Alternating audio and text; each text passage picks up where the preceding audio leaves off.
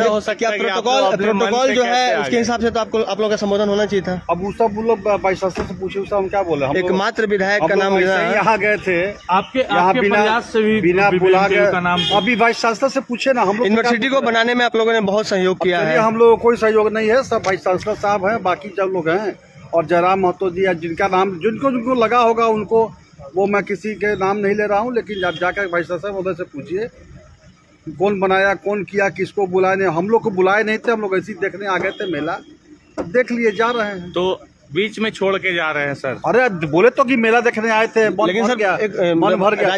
राज्यपाल का संबोधन चल रहा है, ऐसे में विधायकों अब जो है पूछिए वाइस चांसलर महोदय से। अचानक बीच संबोधन को छोड़ करके क्यों निकलना पड़ा? हम लोग को संबोधन थोड़ी करना था, जिसको करना है वो कर रहा है। जयराम महतो का नाम लिया, लेकिन आप लोग का नाम नहीं। अरे हमरा लिया नहीं ले, वो तो जिसको जानता है उसी को लेगा ना।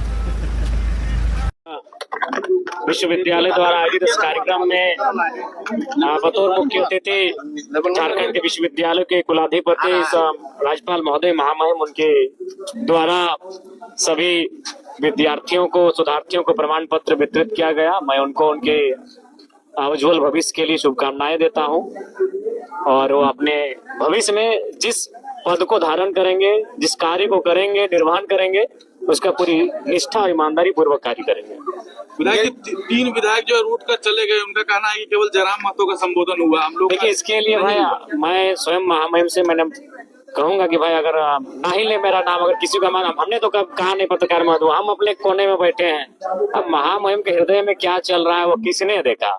ना हमने उनको कहा कभी, ना हम अपने से कभी किसी को क्या। तो अब ये उनका विषय है। हमें जैसा कि हमने भी जानकारी लिया, वो शायद सीनेट के मेंबर है, तो सीनेट के मेंबर जब उन्होंने कहा तो उसमें वो तीनों का नाम ऑटोमेटिक आ गया। मैं इस विद्यालय का, मैंने विश्वविद्यालय का सीनेट का मेंबर नहीं हूँ, तो इसलिए मेरा नाम अलग से लेना पड़ा उनको। ऐसा लोग कह रहे हैं। मैंने भी पूछा कि भाई हमें भी लगा कि उनका भी नाम ले ही लेते हैं, तो शायद प्रोटोकॉल ये था कि वो सीनेट के मेंबर। विश्वविद्यालय प्रशासन की भी तो गलती हो सकती है। देखिए, उसमें हमारा कोई दोष नहीं है पत्रकार बंधु। ना मैंने महामहिम को कहा है कि महामहिम मेरा नाम ले। अब मैं उस मैंने उस उम्र में नहीं हूँ कि मैं अपना नाम सुनने के लिए, लेकिन हाँ, ये मेरा सौभाग्य है कि महामहिम को ऐसा लगता है कि मैं अपने क्षेत्र में कार्य को लेकर एक्टिव रहता हूँ, वो मुझे भूल नहीं पाते हैं, तो ये मेरा कोई दोस्त नहीं। राज्यपाल का आपका इतना करीबी हो, ना कोई राजनीतिक संकेत भी है क्या?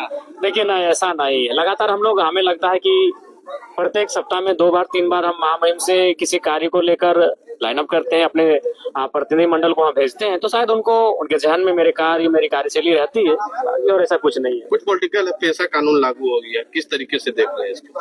देखिए, निसंदेह आदिवासियों के लिए निसंदेह ये वरदान होगा, लेकिन थोड़ा सा ऐसे क्षेत्र जिनमें आदिवासियों की संख्या कम और ओबीसी अथवा अन्य लोग ज्यादा रहते हैं, उनमें थोड़ा सा सरकार को विशेष ध्यान देने की आवश्यकता है। किस तरीके से ध्यान देना, क्या जैसे मान के चलिए किसी शेड्यूल एरिया है, उसे मान के चलिए शेड्यूल ट्राइब्स की आबादी माने 10% 15% है, और अन्य लोगों की आबादी ज्यादा है, तो उस अकॉर्डिंग भी निर्णय लेने का अधिकार शेड्यूल ट्राइब के पास होगा।